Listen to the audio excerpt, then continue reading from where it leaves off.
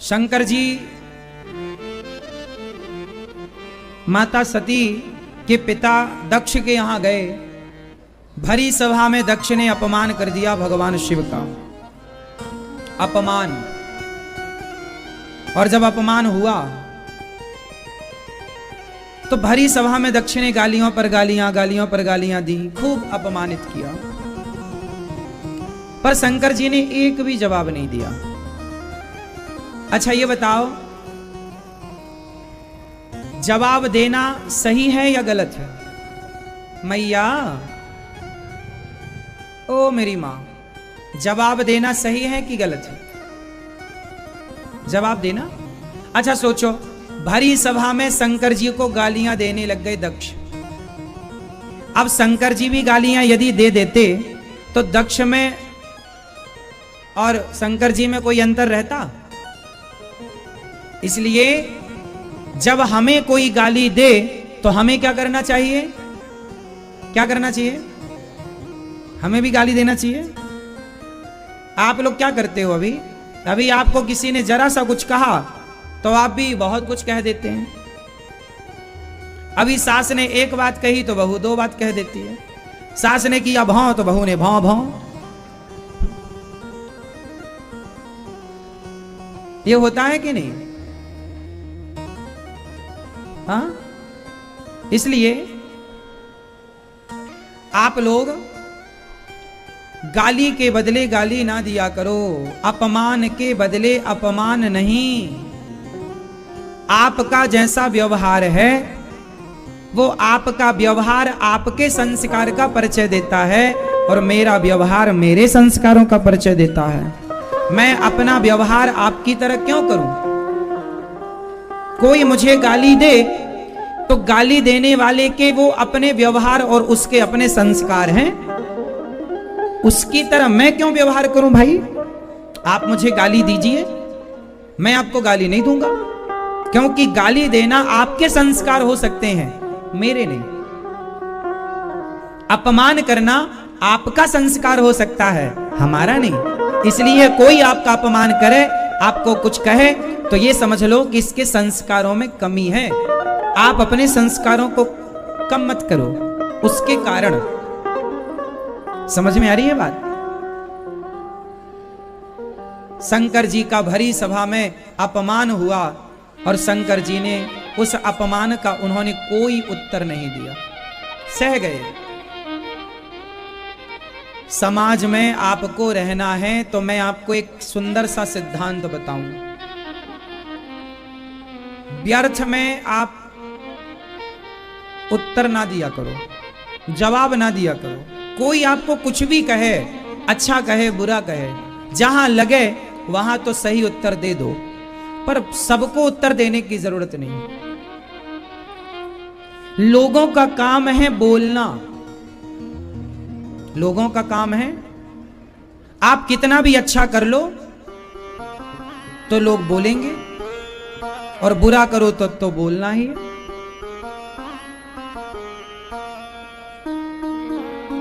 आप किसी गाय को रोटी खिलाने लग जाओ, चारा खिलाने लग जाओ और चारा खिलाने की फोटो डाल दो फेसबुक में, तो वहां पे लोग क्या कहते हैं? अरे दिखावे के लिए कर रहे हो।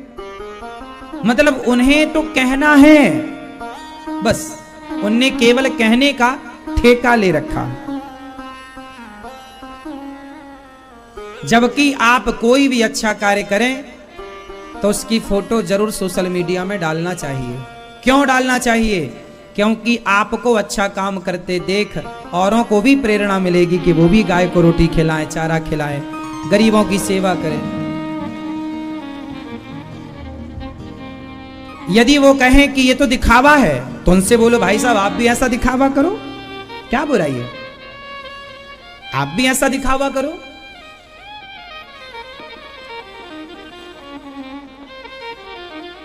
जैसे गौरी गोपाल आश्रम में अन्य क्षेत्र चलता है, आप लोग आकर देखते हैं, यहां सेवाएं चलती हैं, आप आकर देखते हैं, फिर भी समाज में कुछ लोग कहते हैं अरे वो तो दिखावा है। तो आप उनसे कह सकते हैं कि यदि ये दिखावा है तो ऐसा दिखावा आप भी करिए, और ऐसा दिखावा सबको कर लेना चाहिए। भाई आजकल जब बुरा दिखावा हो रहा है तो अच्छा दिखावा क्यों ना हो। बुरा क्या दिखावा, आजकल पिक्चरें बनती हैं, उनमें छोटे छोटे कपड़े पहना के लड़कियों को दिखाया जाता है, तो वो दिखावा ही तो है, नहीं है। तो जब बुरा दिखावा हो सकता है तो माँ बाप के चरण दबाने की एक फोटो फेसबुक में डल जाए तो अच्छी बात है, औरों को प्रेरणा मिलेगी कि भाई तुम भी अपने माँ बाप के पांव दबाओ। माँ बाप के चरण दबाने की फोटो डाला करो आप लोग। माँ बाप के चरण, पति के पांव दबाने की फोटो आपने डाली आज तक सोशल मीडिया पर? नहीं, आपने सारी फोटो डाली सोशल मीडिया पर, कहीं जीभ निकालने की, कहीं खाने की, कहीं जाने की, कहीं ये कहीं वो। पति लेटे हैं और पति के पांव दबाने के भी एक फोटो डालना सोशल मीडिया पर, यूट्यूब पर, क्या होगा? कुछ लोग कहेंगे अरे बड़ी सती सावित्री बन रही है, कुछ तो ऐसा कहेंगे, कमेंट करेंगे। लेकिन आप लोग ना क्या करते हैं, आपको जरा किसी ने कुछ बुरा कहा तो आपको लगता नहीं नहीं ये तो गलत है ना, आप करो। आप यदि अपने पति की रोज सेवा करती हैं और फोटो भी डालती हैं तो फोटो डालना अच्छा इसलिए है क्योंकि आपको देखकर 10 लोग कुछ तो कहेंगे, कहने दो, लोगों का काम कहना है। लेकिन कोई एक ऐसी स्त्री भी होगी जो ये सोचेगी कि वो पांव दबाती है तो मैं भी पांव दबाऊं, और वो भी सीख जाएगी। एक में भी बदलाव हुआ तो भी अच्छा है कि नहीं? हम लोग डरते हैं अच्छे काम करने, अरे लोग क्या कहें, लोग इतने फुर्सत हैं कि लोग केवल कहने ही तो बैठे हैं। लोग इतने फुर्सत हैं ना, हाँ या ना? लोग क्या है, फुर्सत है, कोई काम नहीं है, कहेंगे कहां भागा जा रहा है। तो फुर्सत है, लोग कहेंगे, लोगों का काम ही कहना है। आप अपनी मां के पांव दबाना आज, और पांव दबाने की एक फोटो लेना, और फोटो लेके फेसबुक पर डालना। फिर आपके दोस्त कहेंगे ये क्या है, बोले हमने कथा सुनी और कथा से सीखा कि रोज मां के पांव दबाकर ही सोना चाहिए, तो हम रोज पांव दबाते हैं। और फोटो इसलिए डाल रहे हैं कि तुम भी दबाओ। गाय को चारा खिलाने की फोटो डालो, लोग पूछेंगे दिखावा, हाँ दिखावा, तुम भी खिलाते कि दिखाओ। इसी बहाने तुम 5 रुपए का चारा तो लाओगे कम से कम, इसी बहाने कुछ चारा तो खिलाओगे कम से कम। ना करने से अच्छा है कुछ करना, और इसकी फिक्र नहीं करना कि लोग क्या कहेंगे। लोग क्या कहते हैं बताओ? लोग क्या कहते हैं? लोग कहते हैं राम नाम सत्य है। लोग केवल यही तो कहते हैं। जरा मर जाओ तो लोग ही तो आएंगे ये कहने के लिए कि राम नाम सत्य है। लोग तो बैठे हैं। चलो एक बात आपको कहते हैं। एक बार क्या हुआ, एक बाप और एक बेटा, एक बाप और एक बेटा और एक गधा, 3 लोग जा रहे थे कहीं,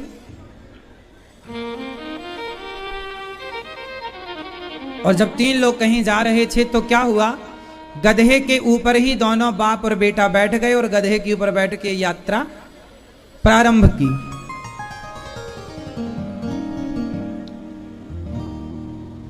तो एक गांव से जब वो गधा लेकर चले और 2-2 एक गधे के ऊपर बैठे तो गांव वालों ने कहा वाह, एक गधे पर 2-2 सवार हैं। अरे गधा कमजोर है, एक गधे पर 2-2 गधे लदे हैं। तो उन्हें लगा कि चलो बात तो सही है भाई, हम एक जन पैदल चलते हैं। तो बाप बोला बेटा तू गधे पर बैठ, मैं पैदल चलता हूं। अब गधे के ऊपर बेटा बैठा और बाप पैदल चले तो दूसरे गांव वालों ने देखा, रो राम राम राम राम, कलयुग आ गया। बाप पैदल चल रहा है और बेटा गधे में बैठा। कैसा बेटा है कि उसे बाप पर दया नहीं आई? तो भैया उन्हें लगा बात तो सही है, तो बेटा उतर गया, बाप बैठ गया गधे पर। तीसरे गांव पहुंचे, वहां के लोगों ने कहा वाह कलयुग आ गया, कैसा बेटा है, कैसा बाप है ये, निर्दयी बाप गधे पर खुद बैठा और बेटे को पैदल चला रहा है। तो बाप बोला चलो अपन दोनों पैदल चलते हैं। अब दोनों पैदल हो गए। तो चौथे गांव में पहुंचे, चौथे गांव वालों ने देखा, अरे राम राम, जब गधा है तो पैदल क्यों चल रहे हो? दोनों बैठे तो लोगों को प्रॉब्लम थी, एक बैठा तो लोगों को प्रॉब्लम थी, दोनों उतर गए तो प्रॉब्लम थी। तो जमाने के हिसाब से चलोगे तो चल ही ना पाओगे। इसलिए जमाना क्या कहता है उसकी परवाह किए बिना जो सही काम है वो अपनी बुद्धि विवेक से करते रहो। लोगों का काम कहना कहते रहे, आप अपने लक्ष्य की तरफ बढ़ते रहो, आप अपने कार्य को ईमानदारी से करते रहो। लोग जो कहेंगे कहेंगे।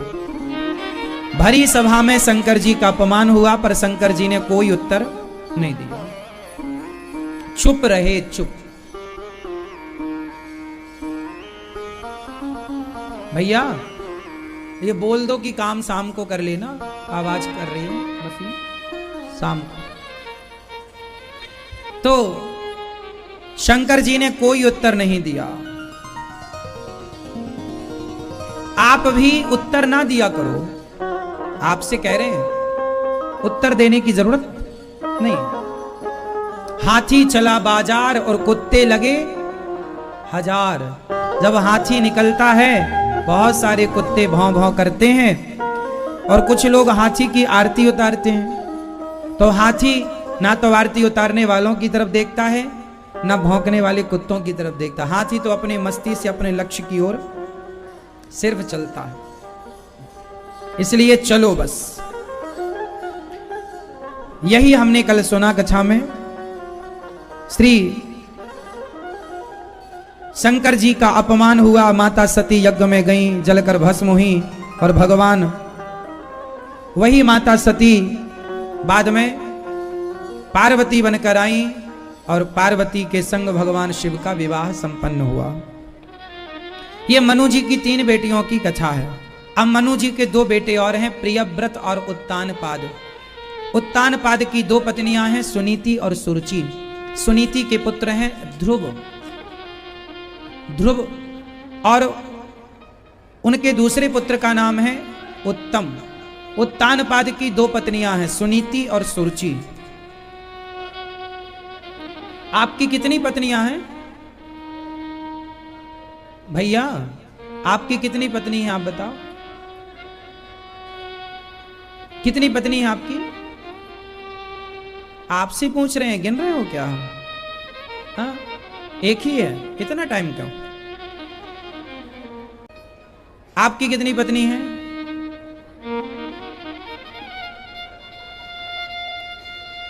आपकी भी पत्नी है? कितनी पत्नी है आपकी? एक।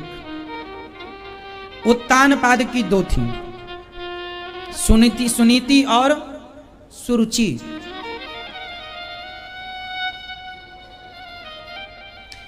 एक्चुअली हम सबकी 2 सोच होती है।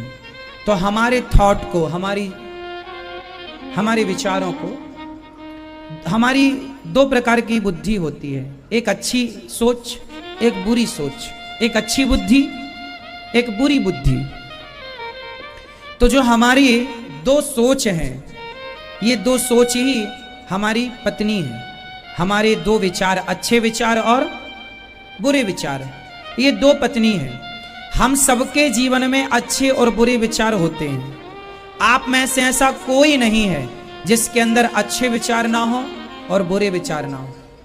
क्यों जी? आप सबके अंदर दोनों विचार आते हैं, अच्छे भी आते हैं और बुरे भी आते हैं। ये बात सही है कि गलत? हम सबके अंदर अच्छे और बुरे दोनों विचार आते हैं, और रोज आते हैं, अच्छे बुरे दोनों। लेकिन हम अमल किन विचारों पर करते हैं? उत्तानपाद की 2 पत्नी हैं, एक सुनीति, मतलब जो अच्छा विचार है वो सुनीति है, और बुरा विचार को सुरुचि, स्वयं की रुचि, स्वयं का मन, शास्त्र पुराण से यथार्थ से कोई लेना देना नहीं। तो जो सुरुचि है वो गलत विचार है और सुनीति अच्छा विचार है। लेकिन उत्तानपाद क्या हुआ कि सुनीति को घर से निकाल कर सुरुचि के संग रहने लग गए और सुरुचि को ज्यादा लाड़ करने लग गए, प्यार करने लग गए। अच्छे विचारों को निकाल दिया और बुरे विचारों के संग रहने लग गए। और याद रखना, जीवन में हानि तब होती है, नुकसान तब होता है, दुख तब आता है जब आप गलत विचारों के संग रहने लग जाते हैं, गलत विचार वाले लोगों के संग रहने लग जाते हैं, तब ज्यादा क्षति पहुंचती है। इसलिए गलत विचार वालों के संग ना रहो, गलत सोच वालों के संग ना रहो। उत्तानपाद सुरुचि के संग रहने लगे। एक दिन ध्रुव जी आए और ध्रुव जी ने आकर के अपने पिता की गोद में बैठना चाहा कि मैं पिता की गोद में बैठूंगा। और जब पिता की गोद में बैठने लगे, उत्तानपाद की गोद में ध्रुव बैठने लगे, तो बगल में खड़ी सौतेली मां ने हाथ पकड़ के नीचे गिरा दिया। हाथ पकड़कर नीचे गिरा दिया। एक बच्चे का अपमान किया सुरुचि ने। मैया, किसका अपमान किया? सुरुचि ने किसका अपमान किया? ध्रुव का, एक छोटे से बच्चे का। क्यों किया?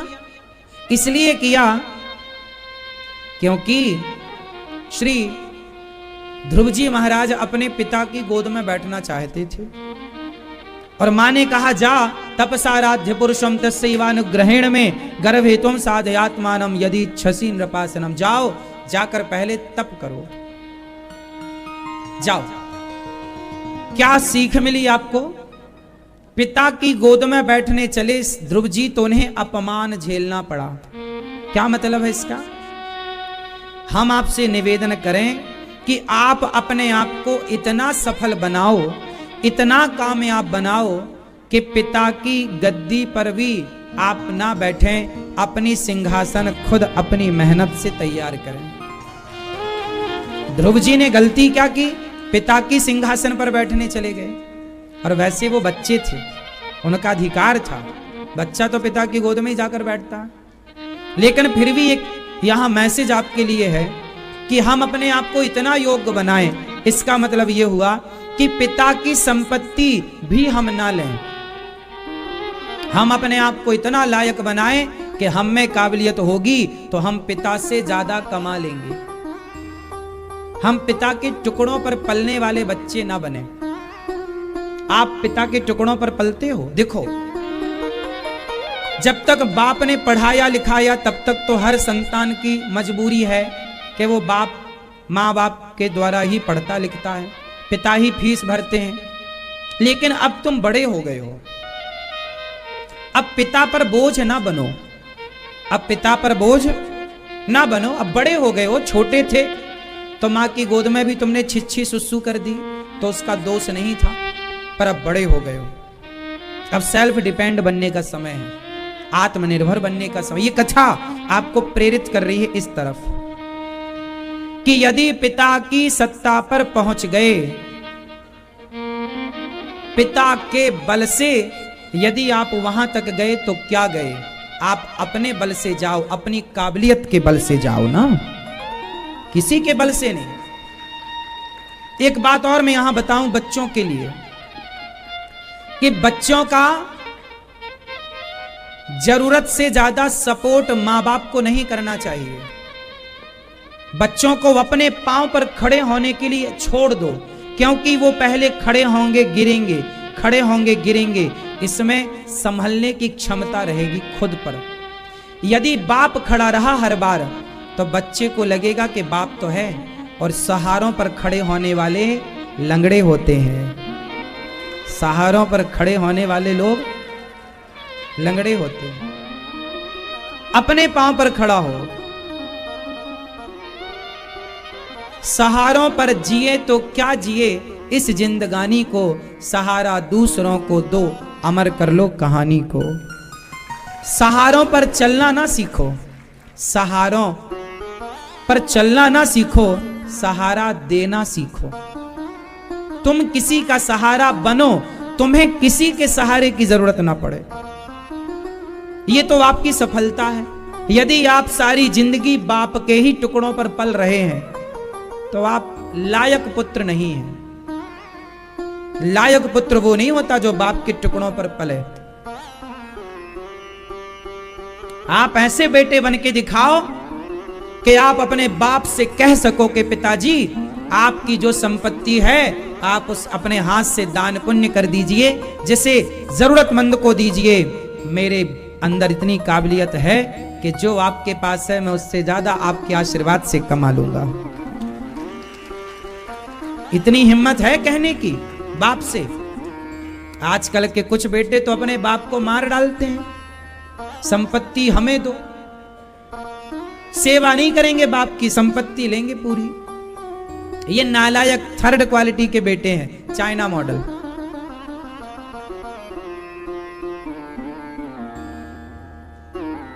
ये दास अनिरुद्ध बैठा है आपके सामने। हमने अपने पिताजी से आखिरी बार पैसे मांगे थे मेला घूमने के लिए। हमारे यहां एक मेला लगता है गांव के पास शिवरात्रि के टाइम, तो मेला घूमने के लिए हमने पिताजी से मांगे थे पैसे। तो हमारे पिताजी ने 2 रुपए दिए थे मेला घूमने के लिए। उसके बाद मैंने पिताजी से कभी पैसे नहीं मांगे, कभी पैसे नहीं मांगे। मैंने अपनी पढ़ाई की तो कॉपी पेन भी, मतलब 10वीं तक तो पिता ने पढ़ाया मुझे। 10वीं तक की फीस पिताजी ने भरी। 10वीं के बाद की आगे की पूरी पढ़ाई और पूरी पढ़ाई का पूरा खर्चा स्वयं कमाते थे, स्वयं की कमाई से पढ़ते थे। मोबाइल की जरूरत थी तो पिता से नहीं मांगा, खुद की कमाई की। हारमोनियम सीखनी थी तो हारमोनियम खरीदने की पिता से मांगा नहीं कि तुम पैसे दो तो हम हारमोनियम, ना, हमें सीखना है तो हमने ही अपने मेहनत करके कमाया, उससे खरीदी, फिर उससे संगीत सीखा। सहारों पर हमने कभी अपने आप को ढाला नहीं कि नहीं हमें सहारा। सहारों पर नहीं चलना, सहारों पर तो मुर्दे चलते हैं। सहारों पर तो मुर्दे चलते हैं, वरना नदी तो अपना रास्ता खुद बना लेती है। मुर्दे बनकर क्या जीना। आप यदि अपने बाप के टुकड़ों पर पल रहे हैं तो मुर्दे ही हैं। आपको पहचाना किससे जाता है? आपके बाप से, फलाने का बेटा, ना, ये पहचान आपकी गलत है। आपका नाम ऐसा हो, आपकी कामयाबी की खुशबू ऐसी हो कि आपके नाम से आपके पिता का सम्मान बढ़ना चाहिए, पिता को सम्मान मिलना चाहिए। आपसे आपके पिता की पहचान हो, ना कि पिता से आपकी पहचान हो। क्या सही है? मेरे पिता से मैं जाना जाऊं, इसमें मेरा क्या है? इसमें मेरी क्या काबिलियत है? बोलो भाई। अरे मेरे द्वारा मेरे पिता का सम्मान बढ़े, मेरे द्वारा मेरे पिता का आदर बढ़े, ये सफलता है। तो आप कैसे बेटे बनना पसंद करोगे? पिता के नाम से जाने जाओगे या आपके नाम से आपके पिता जाने जाएं? क्या बेहतर है बेटा बताओ? आप लड़कियों से भी बोल रहे हैं, तुम भी अपने बाप की परी ही ना बनी रहना, तुम भी कुछ ऐसा कर दिखाना कि तुम्हारे नाम से तुम्हारा बाप गर्व कर सके कि हाँ ये बेटी मेरी है। देखो जी, तुम्हारे बाप को कोई नहीं जानता, पर तुम कुछ ऐसा कर जाओ कि तुम्हारे कारण तुम्हारे बाप को जमाना जाने।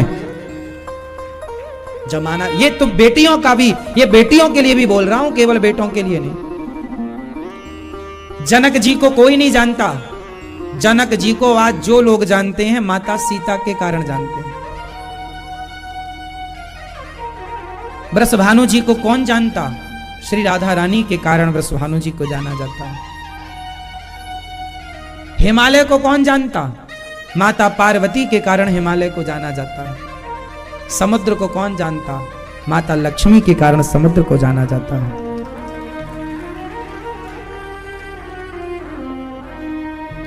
इसलिए बेटियां ऐसी हों जो अपने बाप के सम्मान को बढ़ाएं, पिता के सम्मान को बढ़ाएं। बेटा ऐसा हो जो पिता के सम्मान को बढ़ाए। हाँ या ना? क्या सही है? आप अपने बाप के नाम से जानी जाओ, ये सही है, या आपके नाम से आपके पिता का परिचय हो? फिर इसके लिए क्या चाहिए? इसके लिए पढ़ना चाहिए, इसके लिए काबिलियत चाहिए, इसके लिए आत्मविश्वास चाहिए, और इसके लिए सही प्लानिंग चाहिए, सही कार्य चाहिए। ध्रुव जी महाराज चल पड़े। मां ने कहा, बेटा तेरी मां ने सत्य कहा है, सत्यम सुरुच्या भेतम भवान में यद दुर्भगाया उदरे गई। तेरी मां ने बिल्कुल सही कहा, तू अभागिन का बेटा, मैं अभागिन हूं। भाग्यशाली होती तो तुझे तेरे पिता की गोद में ना बैठा देती। जा तू तप कर। ध्रुव जी महाराज को मां ने तप के लिए प्रेरित किया, जाओ तप करो। मां वही है जो अपने बच्चों को तपस्वी बनाए, और तपस्वी का मतलब जंगल जाकर तपस्या करना ही नहीं, तपस्वी का मतलब होता है अपने लक्ष्य को पाने के लिए जो व्यक्ति तपता है, वही तपस्या। पढ़ने वाले बच्चे खूब दिन रात पढ़ते हैं, वो पढ़ना ही तो तपस्या है। काम करना, मेहनत करना, सफलता का प्रयास करना, भगवत चिंतन करते हो, यही तो तपस्या। तपस्वी बनाओ। आजकल के बच्चे कोमल हैं, सुकुमार हैं। आजकल बच्चे पहले की अपेक्षा स्ट्रांग हैं या कमजोर हैं? जोर से। आजकल के बच्चे पहले की अपेक्षा मजबूत हैं कि कमजोर हैं? जोर से। कमजोर हैं। कौन जिम्मेदार है? बच्चे कमजोर हो रहे हैं, इसका जिम्मेदार कौन है? जोर से। माता पिता। क्यों कमजोर हैं बच्चे? और माँ बाप की कहां गलती हुई? जरा प्रकाश डालता हूं, समझिए कहां गलती हो रही है आपसे, कहां आप गलती कर रहे हैं वो समझिएगा। गलती आप कर रहे हैं, बच्चे कमजोर क्यों हो रहे हैं? इसलिए कि आज शादी होने के तुरंत बाद आप लोग अलग होना चाहते हैं। पहली गलती। पति पत्नी अलग रहेंगे, हमें कोई डिस्टर्ब नहीं चाहिए किसी का। ना सास होनी चाहिए, ना ससुर होना चाहिए, ना जेठानी की किचकिच, ना देवरानी की, ना ननंद की। शादी हुई और आप अकेले, ना, ये निर्णय गलत है। सबके बीच में रहो। सबके बीच में रहोगे तो मजबूती ज्यादा होगी, याद रखना। लोहा जितनी बार आग में जाता है उतना मजबूत होता है, जितना तपता है उतना मजबूत होता है। कोशिश करो कि हमारे जीवन में ज्यादा दुख आए, कोशिश करो कि हमारे जीवन में ज्यादा संकट आए, कोशिश करो कि हमारे जीवन में ज्यादा मुसीबत आए, इसलिए कि वो संकट, वो मुसीबत ही आपको मजबूत बनाए। राम जी के राजा बनने के पहले 14 साल का वनवास था। ये वनवास क्यों था? क्योंकि राम जी डायरेक्ट राजा बन जाते, वनवास ना जाते तो राम राज्य ऐसा ना होता। 14 साल राम जी ने तप कर देखा है जंगल में कि जीवन क्या है, कष्ट किसे कहते हैं, सुख क्या है, दुख क्या है, जानते हैं। और जब वो राजा बने तो उन्होंने अपनी प्रजा का वो हर सुख दुख जाना, क्योंकि वो जानते हैं यदि वो पब्लिक में ना घूमे होते, वंचितों से ना मिले होते, शबरी से ना मिले होते, तो राम क्या जानते? राजकुमार थे राम, तो महलों में पले बढ़े थे। वो क्या जानते कि गरीबी क्या होती है? वो क्या जानते कि भूखा क्या होता है? 14 साल में सब कुछ जाना राम जी ने। और आपके बच्चे आज डिग्रियां तो बड़ी बड़ी हैं, लेकिन आपके बच्चों को पता नहीं कि भूख क्या होती है, प्यास क्या होती है, दुख क्या होता है, तकलीफ क्या होता है, कांटे की चुभन क्या होती है। बच्चों को थोड़ा दर्द देना जरूरी है। मुझे पता है, मैंने बचपन में, ये दास अनिरुद्ध बैठा है आपके सामने, मैंने बचपन में भीख मांगी है। हमारे यहां इतनी गरीबी थी कि घर में खाने को रोटियां नहीं थी, भीख मांगना मजबूरी थी, ना मांगते तो रोटी ना बनती। बचपन में भीख मांगते थे, खाने को भरपेट रोटियां नहीं थी। ये मेरे जीवन की घटना है, हर दौर को मैंने देखा है तरीके से। गरीबी क्या है, अपमान क्या होता है, मैं खूब जानता हूं। गरीबों का अपमान होता है। जब पैंट पहनने को कपड़े नहीं थे ना, मैंने बचपन में मैं तरस गया था कपड़े पहनने को। आश्चर्य मानेंगे आप, हंसेंगे। जब मैं 16 साल तक तो मैंने केवल चड्डी पर ही घूमता था, पैंट पहनने को तरसता था। एक पैंट आता था एक साल में। पिताजी एक जोड़ी कपड़ा सिलवाते थे, वो भी टेरिकॉट का कपड़ा लाकर ऐसे दर्जी से सिलवा देते थे। वो पैंट तब तक पहनता था जब तक पीछे बड़े बड़े 2 छेद ना हो जाए। बैठते बैठते घिस जाता था, बड़े बड़े छेद निकल आते थे। उस पैंट से चड्डी दिखती थी पूरी। ऐसे कपड़े पहनते थे। ये जीन्स वगैरह जो आज के बच्चे पहनते हैं ना, छोटे छोटे, मेरी भी इच्छा होती थी जीन्स। सुना था गांव के लड़के पहनते थे जिनके पास था पैसा। मैं जीन्स नहीं पहन पाया। क्यों? मेरे पिताजी ने कभी जीन्स दिलाया ही नहीं। क्यों नहीं दिलाया? क्योंकि जीन्स महंगा आता था। उस समय 200 रुपए का 150 रुपए का जीन्स आता था, और 200 रुपए का जीन्स पहनने की कहां औकात थी। भिखमंगों की इतनी कहां औकात होती है। हर चीज मैंने देखा है। तरसा हूं चीजों के लिए, कपड़ों के लिए। पुराने कपड़े कोई देता था तो मैं वो बड़ी शौक से पहन लेता था उसको। इस दौर को मैंने देखा है, गरीबी देखी है, जीवन के हर स्ट्रगल को खुद किया है। सेल्फ डिपेंड बनने की, आत्मनिर्भर होने की जिज्ञासा जो आप लोग स्कूल में सीखते हो ना साहब, आपको स्कूलों ने, कॉलेजों ने जो सिखाया है, शायद वो आप स्कूल कॉलेज आपको सिखा ही नहीं सकते, जो जीवन में गरीबी के थपेड़ों ने सिखा दिया है हमें। जब गरीबी के थपेड़े पड़ते हैं ना, तो आदमी वो सब सीख जाता है जो दुनिया की किसी यूनिवर्सिटी में नहीं सिखाया जाता।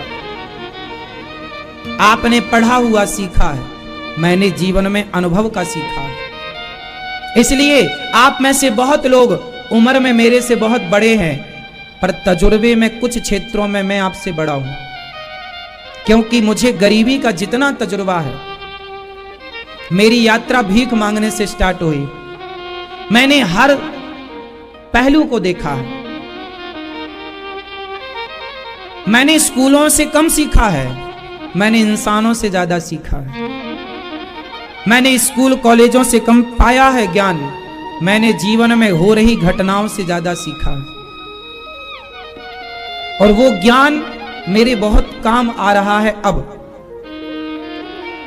मेरे अंदर इतनी क्षमता बढ़ गई सहन करने की। आप लोगों को ना सहन नहीं होता।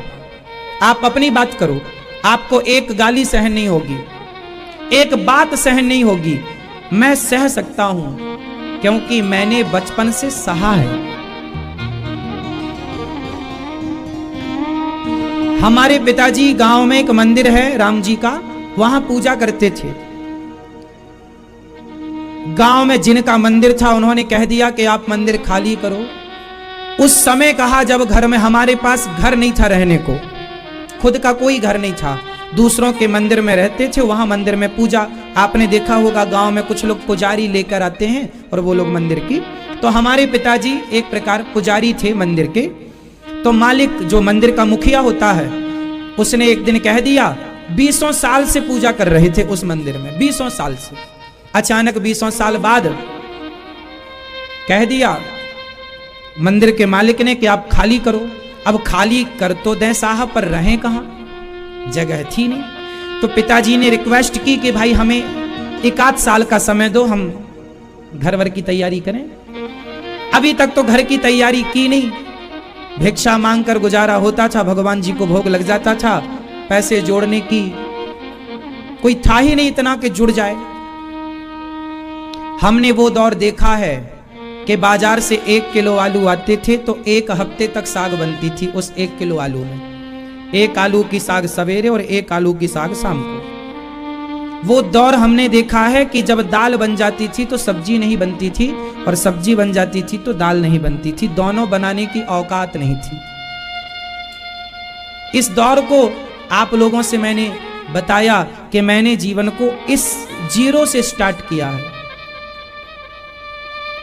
इस दौर को मैंने देखा है। गांव के उस व्यक्ति ने कहा कि मंदिर खाली कर दो। जब हमने कहा कि 1 साल का समय दो, पिताजी ने कहा तो रुक जाओ थोड़ा सा, वो सावन का महीना चल रहा था और उन्होंने कहा मंदिर तो खाली करना पड़ेगा। अब कर तो नहीं भाई साहब, पर जाएं कहां? उन्होंने कहा कहीं भी जाओ, सड़क में का सामना मुस्कुराते हुए कर सकें। ये माँ बाप की देन है। और आपके आजकल के माँ बाप अपने बच्चों को इतना कमजोर कर देते हैं, इतना सुख दे देते हैं, बेटा तू चाय ना बना बेटी, तू भोजन ना बना बेटी, तू ये ना कर, तू वो ना कर। आज चलो आप तो माँ हो, कुछ नहीं करने दोगी, पर ससुराल में जब करना पड़ेगा तो रोएगी बेटी, क्योंकि आपने उसे कुछ सिखाया नहीं। इसलिए सिखाओ। हम ये दास अनिरुद्ध, आप हमें कांटों में सुला दो, अर्थात बिल्कुल जमीन नुकीले कांटों में, नुकीले पत्थरों में चला दो, हम पैदल चल लेंगे। हम पेड़ की छांव में आज भी सो सकते हैं। हमें महलों में और बड़े बड़े गद्दों में सोने की जरूरत नहीं। हम गैया चराने जाते थे तो खेतों की मेड़ होती है ना, मेड़, पेड़ की छांव, उसमें सोया करते थे और उसी में सोया करते थे। शरीर में माटी लगी ही रहती थी 24 घंटे। नहाते भी माटी से थे हम, बाल शैम्पू से नहीं धोया करते थे, माटी से बाल धुलते थे, माटी से मुंह धुलते थे, माटी से ही नहाते थे, माटी पे ही रहते थे। और आप लोग अपने बच्चों को इतना कमजोर बना देते हैं। आपका बेटा एसी रूम में रहता है, आपका बेटा सारी सुविधाएं हैं, चलो आज तो अच्छा है, कल को कोई संकट आया, कोई मुसीबत आई, तो क्या उस मुसीबत, उस संकट के लिए आपके बच्चे रेडी हैं? इसलिए हर सुविधा दो बच्चों को, पर मजबूत बनाओ। क्या बनाएंगे? और संस्कार देंगे कि किसी का बुरा नहीं सोचना, किसी के साथ बुरा नहीं करना। बच्चों को यह पता होना चाहिए कि गरीबी क्या है। आज गरीबी पुस्तकों में पढ़ाई जाती है, गरीबी पुस्तकों में पढ़ाई जाती है। पढ़ने से गरीबी का अनुभव हो ही नहीं सकता। गरीबी का अनुभव तो गरीबी से ही होता है। इसलिए मैंने 7वीं क्लास में एक पाठ पढ़ा था, शायद वो मुंशी प्रेमचंद्र का लिखा पाठ था। कहानी का शीर्षक था अपनी कमाई। शायद मैं सही हूं तो मुंशी प्रेमचंद्र जी के द्वारा लिखी ये कहानी थी, शायद 7वीं की पुस्तक में थी। राइटर का नाम शायद भूल भी सकता हूं, पर कहानी ज्यों की त्यों याद है। अब सुनो कहानी। एक राजा था, ये 7वीं क्लास में मैंने पढ़ा। मैंने जो पढ़ा मैंने उससे सीखा बहुत कुछ है। कम पढ़ा हूं, पर कम पढ़कर जो पढ़ा है वो मैं 6वीं क्लास में जो पढ़ा हूं आज तक मुझे याद है सब। मैंने 7वीं में जो पढ़ा है वो मुझे आज तक याद है। 8वीं में जो पढ़ा है वो मुझे याद है।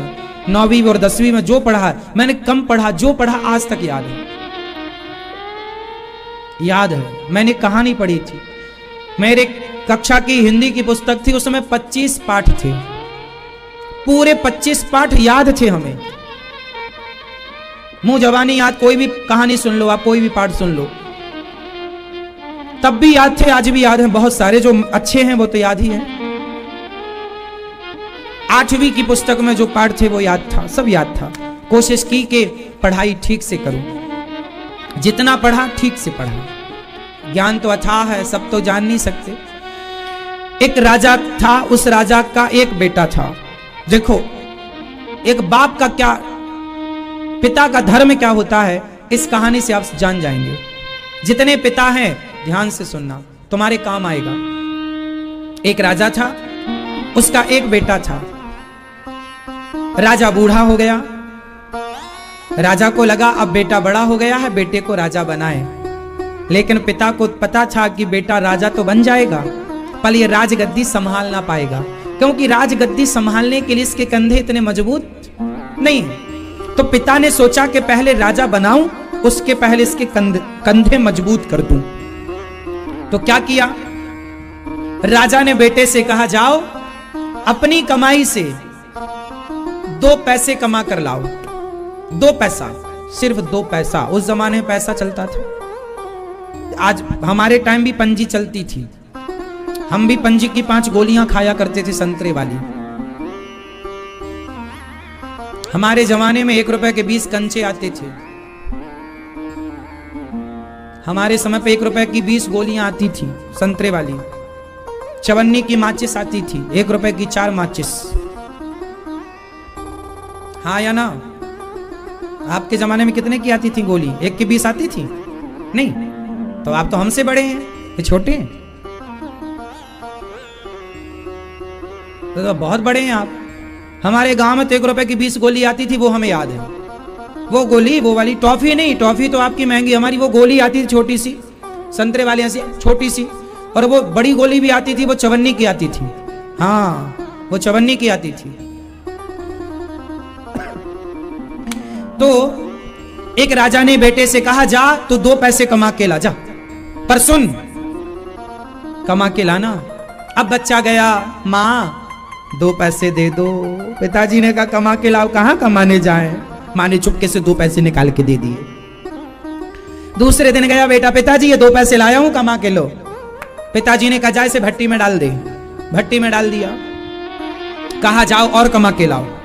बेटा फिर गया, माँ से मांगा, माँ माँ। तो राजा ने मना कर दिया। पत्नी से बोला, तुमने दिया था ना उसे? हाँ, अब मत देना। हाँ। दूसरे दिन वो गया अपने मामा के, मामा मामा 2 पैसे दे दो। पिताजी ने बोला, कमा के। मामा ने दे दिया। राजा ने डिंडोरा पीट दिया, मेरे बेटे को कोई पैसा मत देना, जो देगा उसे दंड दूंगा। अब भैया सब बंद। अब कहा, जाओ कमा के लाओ। वो कमा के लाओ। कहीं गया मांगने, तो मांगने से मिला नहीं। अब मजबूरी थी कमा के, तो काम मांगा उसने। भैया दुकानों में काम मांगा, भाई काम दे दो, काम काम। कहीं काम ना मिला तो उसे लोहार के घर काम मिला। लोहार, लोहार तो भट्टे में लोहा निकालता है और घन से पटकवाता, उसे घन पटकने का काम मिला। सवेरे 10 बजे से शाम के 5 बजे तक साहब उसने घन पटका। और लोहार ने सारा गरम गरम लोहा, गर्मी का समय, और घन पटका पूरा। पहली बार पटका, हाथ में छाले पड़ गए, पसीने से तर बतर हो गया, बहुत रोया। पर लोहार ने कहा, पैसे तब मिलेंगे जब काम पूरा करोगे। वो तो 1 घंटा करके भागने लगा, नहीं मिलेगा पैसा। 5 बजे तक काम किया, छाले पड़ गए, फफोले। पहली बार हथौड़ा उठाया, घन उठाया। साहब उसे शाम को इतना पसीना बहाने के बाद नहा गया पसीने में, 2 पैसे मिले। गया, सभा लगी थी, पिता से कहा, ये 2 पैसे कमा कर लाया हूं। पिता ने कहा, जाओ इसे भट्टी में फेंक दो। बेटा बोला, ना पिताजी, मैं इसे नहीं फेंक सकता। मुझे पता है कि इस 2 पैसे की कीमत क्या है। यहां सिर का पसीना मेरे पांव में चला गया था, इतने मैंने घन पटके, इतने हथौड़ा पटके, इतनी मेहनत की। मुझे पता, ये देखो छाले पड़ गए मेरे हाथों में, ये देखो फफोले पड़ गए, मैं ये 2 पैसे नहीं फेंक सकता। उसने 2 पैसे बहुत संभाल कर रखा। पिता ने उस बेटे को उठाया और ले जाकर अपनी सिंहासन पर बिठाया। कहा, बेटा अब तू राजा बनने का अधिकारी हो गया है, क्योंकि तू 2 पैसे की कीमत समझ गया। क्योंकि तू 2 पैसे की कीमत, यदि तू 2 पैसे की कीमत ना समझता, तुझे अपने बाप का खजाना मिल जाता तो तू गलत कामों में उड़ा देता। आज तुझे पता चल गया कि पैसे कैसे कमाए जाते हैं। तो बच्चों को केवल पैसे ना देना, पैसे देने के पहले ये देना कि पैसे कमाए कैसे जाते हैं। सिखाओ, जिम्मेदार बनाओ। ध्रुव जी महाराज पिता की गोद में ना बैठकर मां ने कहा, तपसाराध्य पुरुषम तस्यैव, जा तप कर। और जब तप करने के लिए चले, तो तप करने के लिए जब पहुंचे तो रास्ते में नारद जी मिले। और नारद जी ने श्री ध्रुव जी महाराज को उपदेश किया, ओम नमो भगवते वासुदेवाय। ध्रुव जी महाराज ने इस मंत्र का जाप किया, और मंत्र का जाप किया और एकाग्र चित्त से लक्ष्य बना लिया, भगवान को पाए बिना रुकूंगा नहीं। एक बात बताएं, जिसके नीति और नियत सही होती है वो कामयाब जरूर होता है। क्या सही होना चाहिए कामयाबी के लिए? जोर से, क्या सही होना चाहिए? नीति और नियत। नीति का मतलब है सही प्लानिंग, सही डिसीजन, और नियत का मतलब है ईमानदारी। क्या क्या होना चाहिए? आजकल नीति भी कुछ लोगों की गलत है और नियत भी गलत है, और वो चाहते हैं कि हम सफल हो जाएं ना। आपको जैसा कि ये दास ने बताया कि बचपन में ये दास अनिरुद्ध भिक्षा मांगता था।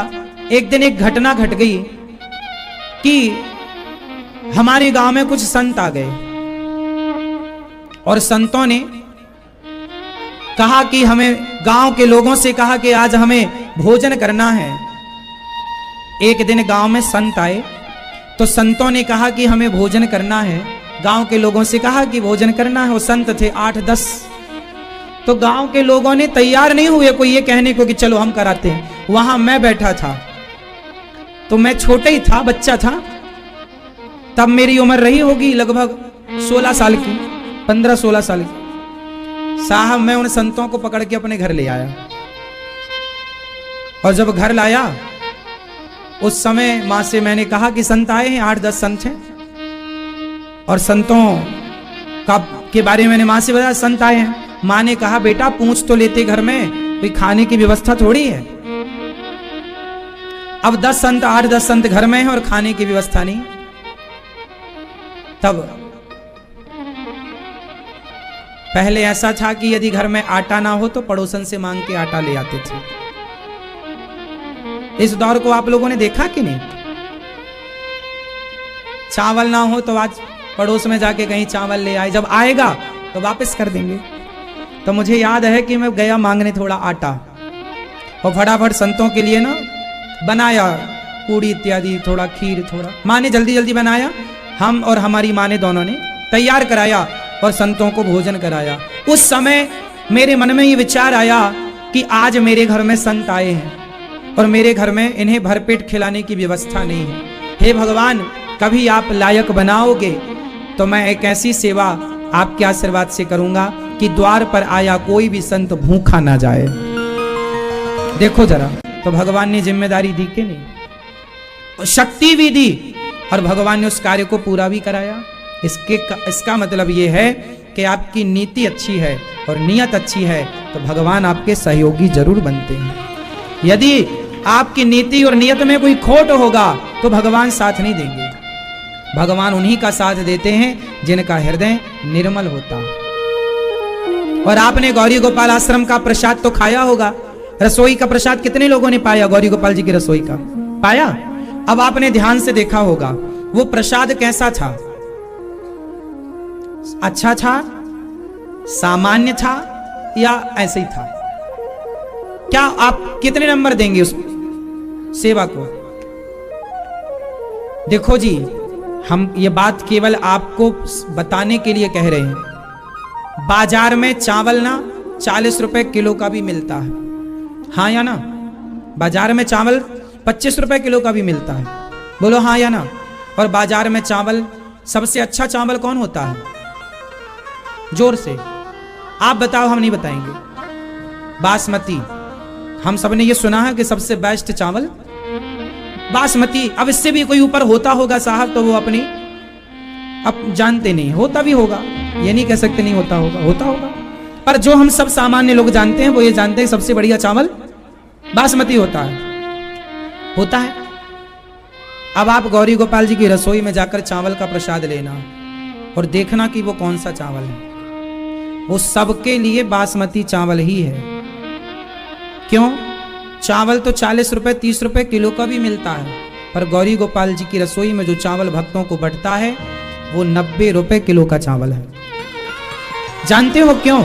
क्योंकि मुझे लगता है कि आप लोगों के रूप में भगवान ही भोजन करने आते हैं और भगवान को सबसे अच्छा खिलाना चाहिए। भगवान को सबसे जोर से। इसकी भी एक कथा है, आप कहो तो 1 मिनट में सुना दूं। सुनाऊं? ये मेरे जीवन में घटी सारी घटनाएं हैं। मैं बचपन में भीख मांगने जाता था तो आपने ध्यान से सुना देखा होगा, कुछ लोग भिखारियों के लिए अलग रखते हैं। ये चावल भिखारियों के लिए, ये आटा भिखारियों के, ऐसा कुछ लोग रखते हैं। आप बहुत कुछ लोग नहीं भी रखते।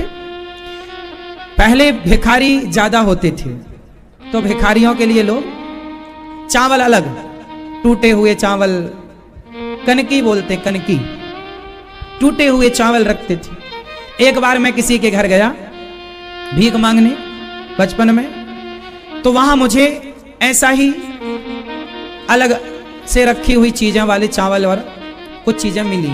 तब मेरे मन में उस समय एक भाव आया कि लोग व्यवहार 2 तरीके का करते हैं, अपने खाने का अलग और दूसरों के लिए अलग।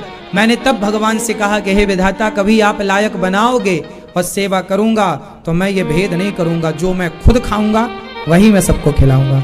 और देखिए तब की बातें वो सब कुछ दोहराई गई भगवान के द्वारा। और आज गौरी गोपाल भगवान की रसोई में जो प्रसाद बनता है वो वही प्रसाद है जो हम स्वयं खाते हैं, वो आपको खिलाते हैं। कोई भेद है तो बताओ। दाल आप लोग जो अपने घर पर जैसी बनाकर खाते हैं गाढ़ी, वैसी दाल आपको यहां मिल जाएगी सबके लिए, एक के लिए नहीं, सबके लिए। हाँ या ना? सारी रोटियां घी चुपड़ी होती हैं, क्योंकि जैसा हम, क्योंकि आपके रूप में कौन है? भगवान। क्योंकि नर सेवा ही नारायण सेवा है। पत्थर में भी भगवान होते हैं, लेकिन इंसानों में भी तो भगवान होते हैं। जिसने इंसानों के भगवान को पहचान लिया वही पत्थर में भी भगवान को पहचान पाएगा। जो इंसानों में भगवान को नहीं जान सका वो पत्थर में क्या पहचानेगा? जो अपनी माँ को भगवान के रूप में ना देख सका, जो अपने पिता को भगवान के रूप में ना देख सका, जो अपने अतिथि को भगवान के रूप में ना देख सका, वो भला पत्थर को भगवान के रूप में क्या देखेगा? जैसे इंसानों में भगवान नजर ना आए वो पत्थर में भगवान को क्या देखेगा? इसलिए भगवान को पत्थर में देखने से पहले इंसानों में भगवान को देखना सीखो। जिसने इंसानों में देखा वही पत्थर में भी देखेगा, इंसानों में नहीं देखा पत्थर में क्या देखेगा? हाँ या ना? इसलिए हमने अपने जीवन में केवल अपने जीवन से बहुत कुछ सीखा, घटनाओं से बहुत कुछ पाया है। आप लोग पढ़ते लिखते हैं, 5 महीने तक जप किया, 6ठा महीना लगती प्राणवायु रोक ली, भगवान को पुकारा, और जब भगवान को पुकारा इंद्रासन हिल गई, इंद्र दौड़े भगवान की शरण में, प्रभु दर्शन दो ध्रुव को। भगवान बोले ध्रुव को मैं दर्शन नहीं दूंगा, बल्कि मैं स्वयं ध्रुव का दर्शन करूंगा। और दर्शन करने के लिए भगवान आ गए। ध्रुव जी को दर्शन दिया भगवान ने, कहा पुत्र कुछ मांग लो। कहा प्रभु क्या मांगे? स्तुति की योऽन्तः प्रविश्य मम वाचमिमां प्रसुप्तां संजीवयत्यखिल शक्तिधरः स्वधाम्ना अन्यास्तहस्तचरणश्रवणत्वगादीन् प्राणान्नमो भगवते पुरुषाय तुभ्यम्। ध्रुव जी ने स्तुति की। भगवान ने कहा पुत्र कुछ मांगो। तुम्हारे मन में राज्य की कामना थी, जाओ मैं तुम्हें 36,000 वर्षों का राज्य देता हूं। ध्रुव जी को राज्य दिया। ध्रुव जी को भगवान दर्शन देकर गए। ध्रुव जी के पिता ने उन्हें राजगद्दी पर बिठाया और ध्रुव जी के भाई को यक्षों ने मारा तो यक्षों को मारा इन्होंने। मनु जी ने उपदेश दिया, कुबेर जी ने भक्ति का ज्ञान दिया। मृत्यु के सिर पर पांव रखकर ध्रुव जी 36,000 वर्षों का राज्य करके, गृहस्थी का पालन करके, और मां को लेकर ध्रुव जी ध्रुवलोक की ओर चले गए। बोलिए ध्रुव जी महाराज की जय। ध्रुव जी के वंश में इनके पुत्र हुए कल्प और वत्सर। इनके ध्रुव जी की पत्नी दूसरी थी वायु की पत्नी इला, जिनके एक पुत्र हुए उत्कल। ध्रुव जी के टोटल 3 पुत्र हुए। इन्हीं के वंश में अंग, फिर वैन, फिर भगवान पृथु। भगवान के 24 अवतारों में एक पृथु अवतार है, जिन्होंने पृथ्वी का दोहन किया। पृथु से नाम पड़ा पृथ्वी।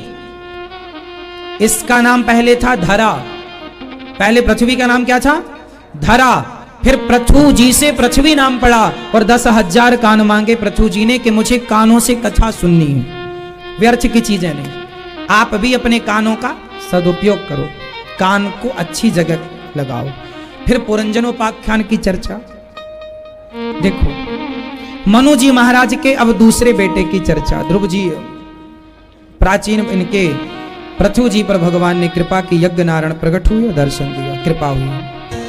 प्रियव्रत जी का विवाह विश्वकर्मा की पुत्री वरहिष्मति से हुआ। मनु जी के 2 बेटे उत्तानपाद के पुत्र, तो ध्रुव की कथा आपने सुन ली।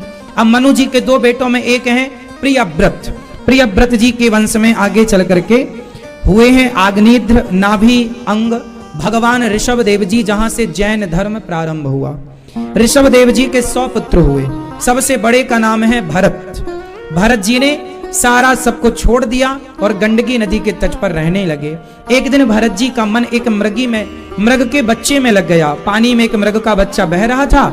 भरत जी उस मृग के बच्चे को ले आए और अब वो भजन करने वाले भरत जी अब मृग का चिंतन करने लगे कि मेरे बाद मेरे मृग का क्या होगा।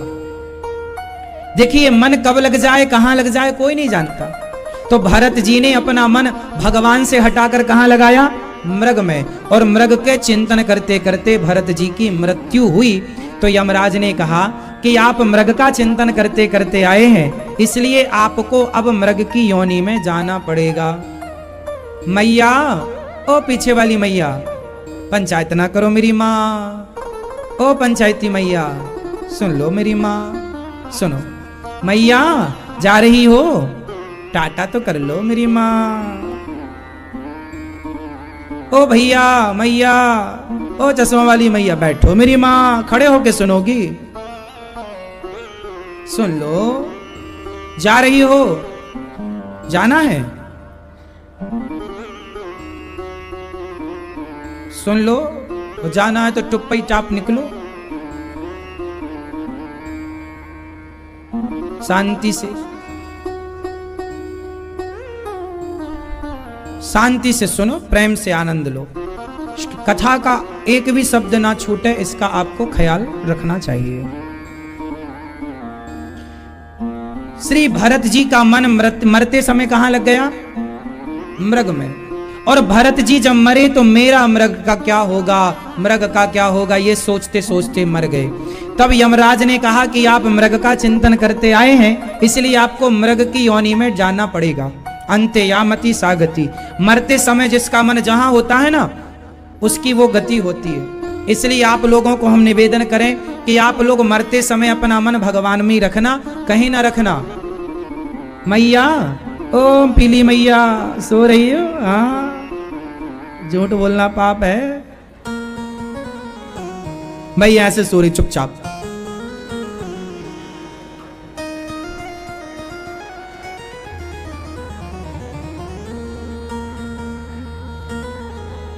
समय भगवान का चिंतन करते करते प्राण निकल गए। आप लोग ना मरते समय सावधान रहना। आप लोग ना मरने के समय सबको इकट्ठा कर लेते हैं, इतनी भी जल्दी क्या है। मरने वाला आदमी अभी मरा नहीं है कि आपने सबको इकट्ठा कर लिया। अरे पहले उसे मर तो जाने दो आराम से। आप लोग क्या करते हैं, आदमी मरने वाला भी बिस्तर पर लेटा, मरा नहीं, और आपको हिला हिला के हमें पहचानो, हमें पहचानो, हमें कोई पांव पकड़ के हिलाए, कोई सिर पकड़ के, कोई हाँ हमें पहचान, ऐसे कहते हैं ना, हमें पहचानो। क्यों तुम्हें पहचाने? कोई ना कहेगा कि भगवान को पहचानो, सब यही कहते हैं मरते समय, हमें पहचानो। हमें बेटी कहेगी बाप से, हमें पहचानो, पापा हम आ गए, हम पिताजी हमें पहचानो। बेटा भी कहेगा, तुम्हें क्यों पहचाने, भगवान को क्यों नहीं? अब ये कहा करो, पिताजी भगवान को पहचानो। ये दुनिया वाले बहुत रोते हैं आपके मरने पर। अच्छा ये बताओ, ये दुनिया के लोग जितना रोते हैं, जितने आंसू बहाते हैं, इतना यदि आपका सपोर्ट किया होता, जीते जी सहयोग किया होता, तो आप कुछ और होते। दुनिया रोने को तो आती है साहब, सहयोग करने कोई नहीं आता। दुनिया रोने तो आती है, कंधे पर उठाकर ले जाने वाले लोग बहुत होते हैं। अर्थी को उठाकर ले जाने वाले लोग बहुत होते हैं। मरने के बाद मुर्दे का साथ देने वाले लोग अधिक होते हैं। जीते जी इंसान का साथ देने वाले लोग बहुत कम होते हैं। मुर्दों का साथ देने वाले लोग ज्यादा हैं। मरने पर ही आएंगे, जीते जी नहीं आएंगे। मरने पर ही रोएंगे, मरने पर ही अपनापन दिखाएंगे, जीते जी कोई नहीं दिखाता। मरने के बाद ही ये दुनिया तुम्हारे ऊपर फूल चढ़ाती है, जीते जी तो शब्दों के कांटे फेंकती है तुम्हारी तरफ। मरने के बाद ही सौल चादर तुम पर चढ़ाई जाती है, जीते जी तो आदमी एक रुमाल भी नहीं दे। मरने के बाद तारीफ की जाती है, यार बहुत बढ़िया थी या बहुत बढ़िया थे, वो बहुत अच्छे थे। मरने के बाद तो दुश्मन भी तारीफ करता नहीं थकता, और जीते जी तो अपने भी तुम्हें बुरा कहने में कोई कसर नहीं छोड़ते। तुम्हारे अच्छाई को किनारे करके तुम्हारी बुराइयों को उजागर करते हैं। ये संसार की रीत है, ये दुनिया ऐसी ही है। ऐसे ही संसार में आपको भी जीना है और हमें भी जीना, इसलिए परवाह किए बिना जिया करो।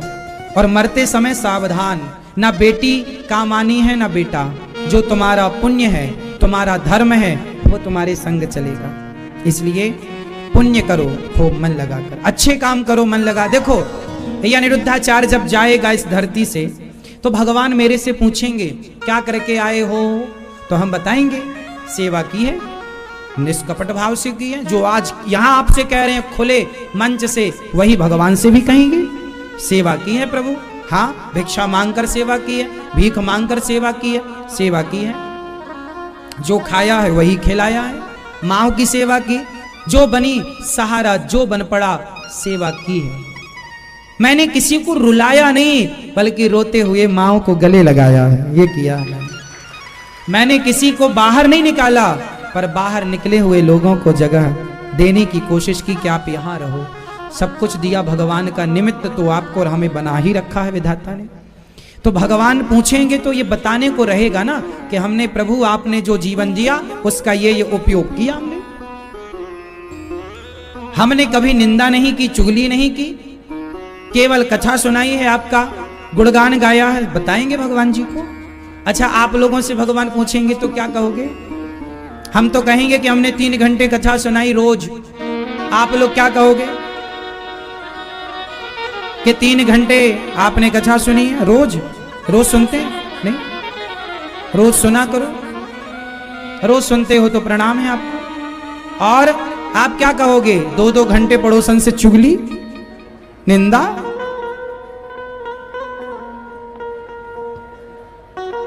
दो 4-4 घंटे लोग ताश खेलते हैं कुछ लोग। आपसे पूछेंगे ना भगवान क्या किया, तो क्या बताओगे?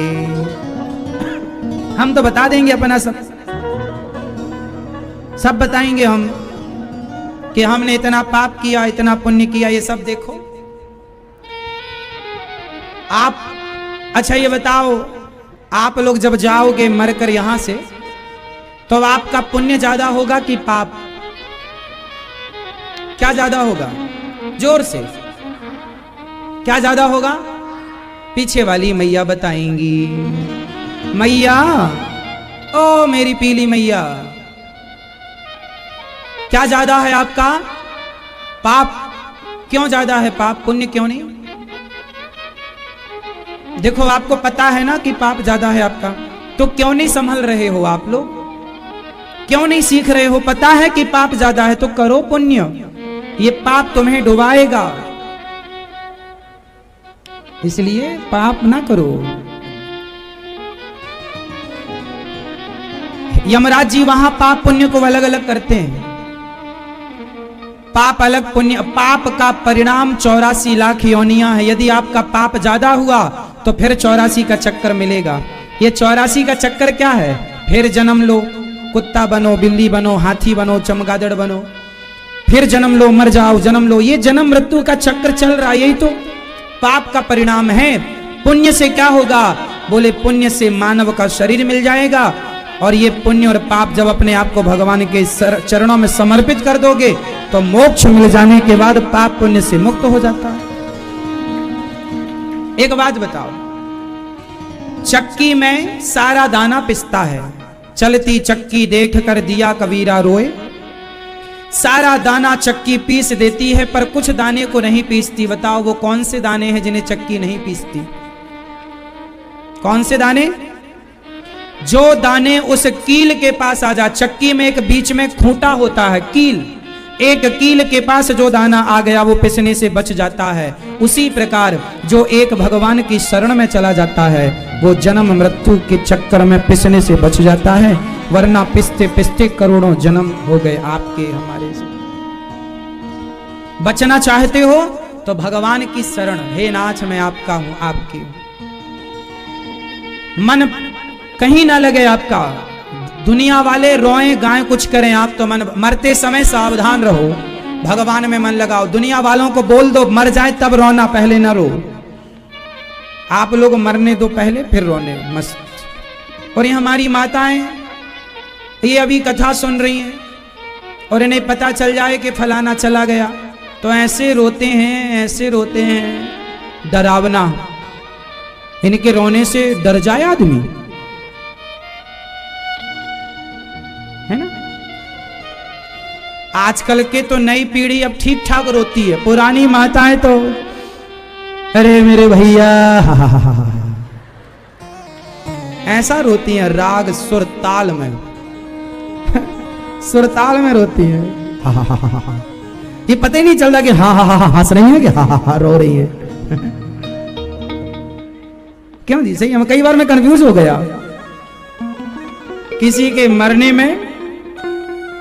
कुछ लोग ऐसे रोते हैं कि वहां ऐसा लगता है कि ये गजब रोती है हमारी माताएं। इतना ना रोया करो, थोड़ा बहुत रो लिया, फॉर्मेलिटी ही तो करना है। वैसे भी एक बात बताएं, तुम्हारे मरने में जितने लोग रोते हैं वो सब फॉर्मेलिटी करते हैं। आपके मर जाने से किसी का कोई नुकसान नहीं है। 2 दिन 4 दिन लगता है, महीने 2 महीने लगता है, धीरे धीरे सबको अभ्यास हो जाएगा। 2 महीने बाद देखना उस घर में ऐसा लगेगा कभी कोई मरा ही नहीं। अरे ये 2 महीना मैंने ज्यादा बोल दिया, 13 दिन बाद देख लो। 13वें दिन तो ये सारे लोग जो मैया रोती है, हा ये रसगुल्ला मांग दे, हा बहुत मजा आ रहा है, एक और लाना, एक रसगुल्ला और। ये 13 में रसगुल्ले मांग मांग के खाएंगी और रोएंगे कैसे, हा ऐसा लोग रोते हैं कि नहीं? हाँ या ना, है ना। मैया को पता है, ये मैया के उम्र की जितनी माता है ना वैसी रोती है। पुरानी पीढ़ी ऐसी रोती थी। क्यों जी, आपने सुना नहीं? सुना होगा, बता नहीं रहे हो। रोने से कोई लाभ नहीं, जो मरना था मर गया। अब जानना यह है कि आप भी मरोगे, हम भी मरेंगे। अपना मरण सुधारो और मन जगत से हटाकर जगन्नाथ जी में लगाओ, ये सार्थक है। तो मरते समय भगवान का, मरने वाले के मुख में तुलसी का दल डाल दो, गंगा जल डाल दो, कीर्तन करो। जो आप लोग रोते हो ना, हा इससे अच्छा कीर्तन करो, श्री कृष्ण गोविंद हरे मुरारी कीर्तन करो। नाम सुनते सुनते उसकी मृत्यु होगी, उसका कल्याण होगा, सदगति होगी। आपका रोना धोना सुनने से कोई लाभ नहीं है। कोई रोने से लाभ होए, अरे रोना अच्छा है पर भगवान के लिए रोना अच्छा है। हे प्रभु कब मिलोगे, हे नाथ कब दर्शन दोगे, कन्हैया को एक रोज रो कर पुकारा, कृपा पात्र किस दिन बनूंगा तुम्हारा। इसलिए रोना अच्छा है, भगवान के लिए आंसू आए। कब मिलोगे दीनानाथ, संसार के लिए क्या रोएं।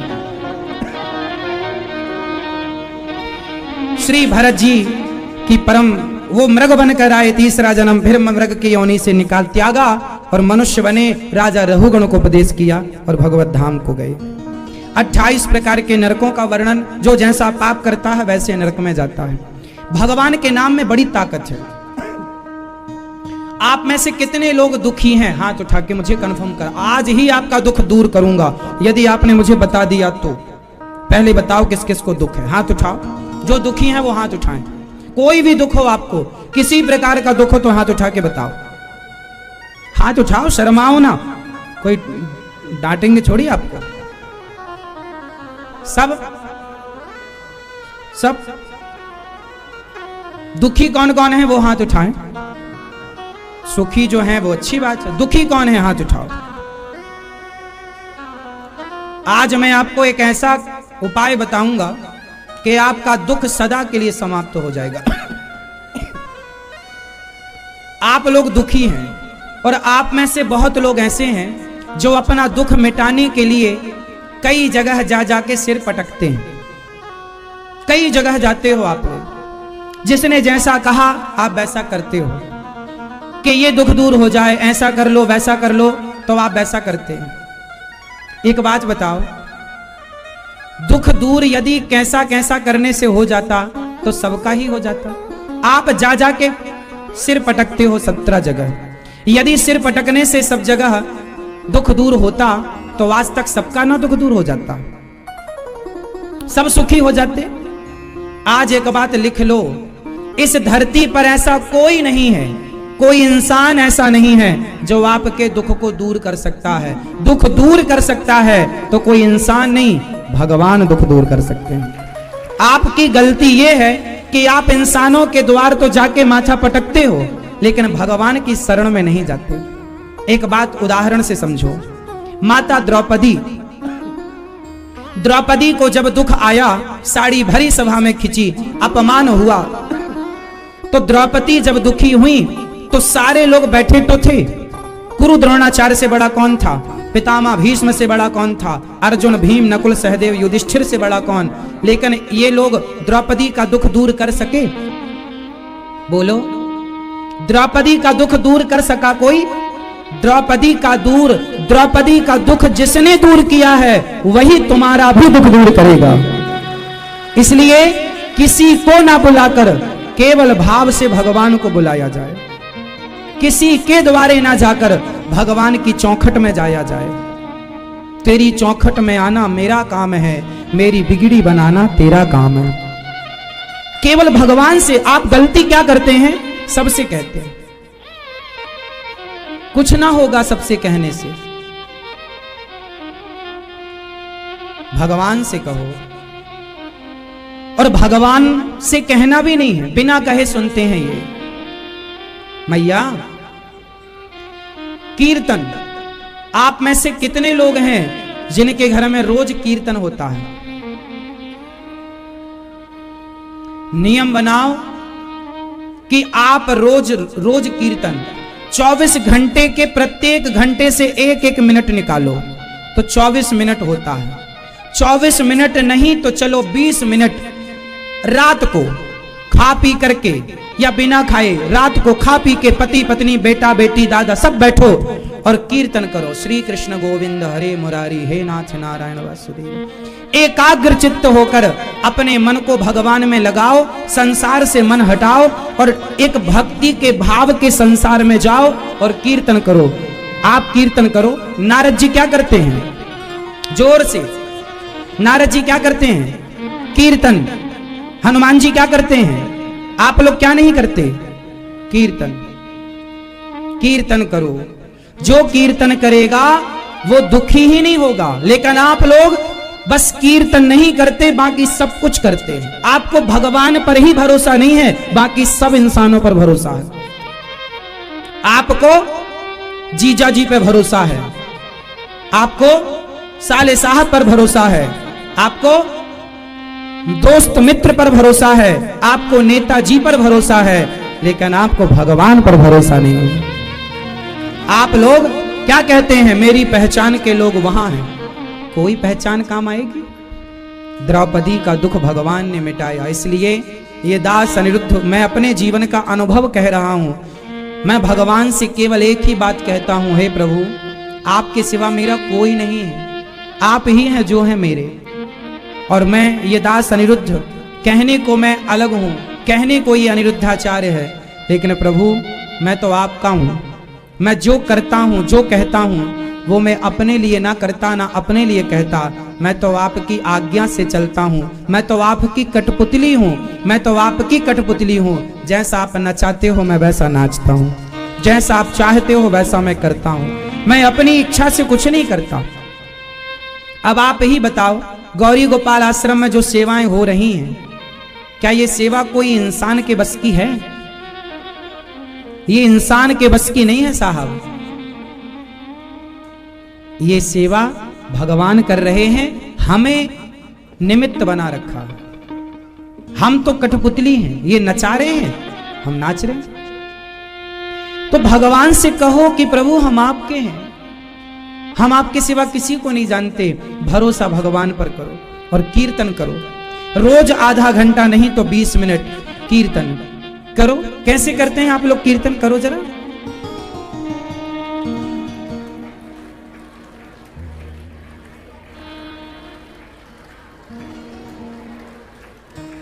कीर्तन कैसे करते हैं? मैया करो। मैया ऐसे ऐसे बस कर रही है, बोलो भी कुछ के ऐसे ही डुप्पा टाप।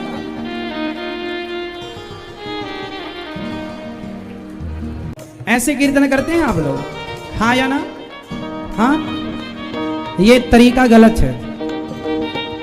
फिर सही तरीका क्या है? कीर्तन ऐसे नहीं करना चाहिए जैसे आप करते हैं। फिर कीर्तन कैसे करें भैया? अब आप कीर्तन तो कर रहे हैं पर यहां देख रहे हैं, वहां देख रहे हैं, ये वो। कीर्तन जब करो तो कैसे? अब जरा थोड़ी सी बात समझो। बोलो हाथी, बोलो हाथी। हाथी, हाथी कहते ही आपके सामने हाथी का चित्र आया कि नहीं? बोलो हाँ या ना। हाथी कहते ही हाथी का चित्र आया? बोलो हाँ या ना। क्योंकि आपके मस्तिष्क में हाथी सेट है। हाथी बोलते ही ऐसा लगा कि हाथी सामने है। बोलो शेर, शेर बोलते ही किसकी छवि आ गई? अब बोलो सांप, सांप कहते ही बिल्कुल सामने सांप की आकृति आ गई। इमेजिन करो, कल्पना करो, सांप आएगा। माँ, माँ, माँ बोलते ही आपकी माँ की छवि बिल्कुल सामने आ गई। माँ की आंख, माँ के गाल, माँ के मुंह, माँ का शरीर आ गया। ऐसा लगा माँ सामने खड़ी है। आप बिल्कुल देख सकते हैं अपनी माँ को कल्पना के माध्यम से, इमेजिन करके। हाँ या ना। जब हाथी कहते ही मस्तिष्क में हाथी का चित्र बना। अच्छा प्रैक्टिकली बताओ, हाथी कहते ही हाथी की छवि आई कि नहीं सामने? हाँ या ना। मैया, ओ प्रपंची मैया, सुन लो मेरी माँ, कर लो प्रपंच। अब बोलो पड़ोसन, पड़ोसन बोलती पड़ोसन आ गई सामने। जैसे हाथी बोलते ही हाथी की छवि आ गई, शेर कहते ही शेर की आ गई, माँ कहते ही माँ की छवि आकृति सामने आ गई। ऐसे ही जब बोला जाए राम, तो राम कहते ही राम के जन्म से लेकर सारी लीलाएं मस्तिष्क में डाउनलोड हो जानी चाहिए। राम कहते ही राम का सारा चरित्र आंखों के सामने झूलना स्टार्ट हो जाना चाहिए। बिल्कुल राम की छवि आ गई। बोलते कृष्ण, कृष्ण कहते ही बिल्कुल कृष्ण आ गए। ऐसा भाव आ गया कि गिरिराज जी उन्होंने उठा रखा और हम सब उनकी। ये आपका जो घर है उस घर को आप मान लो गिरिराज जी, और ऐसा मानो कि आपके घर को भगवान ने उठा रखा है और आप भगवान के गिरिराज जी की छत्र छाया में रह रहे। ऐसा भाव, क्या बुराई है? ऐसे भाव जगत में रहो। और कीर्तन जब करो तो अकेला कीर्तन नहीं, नाम लेते ही वो छवि आंखों के सामने। ऐसा भाव कि आप नारायण कहते ही आप बिल्कुल भाव से बैकुंठ जाओ। और एक तरफ लक्ष्मी जी पांव दबा रही हैं भगवान के, दूसरी तरफ का पांव खाली है कि नहीं नारायण जी का, दूसरी तरफ आपके लिए खाली है। ऐसा भाव बनाओ कि आप बैठे हैं और भगवान नारायण के पांव दबा। ऐसा जरा भाव बनाओ कि एक तरफ लक्ष्मी जी पांव दबा रही हैं भगवान श्रीमन नारायण के, दूसरी तरफ का पांव आप। ऐसी कल्पना करो, ऐसा भाव बनाओ।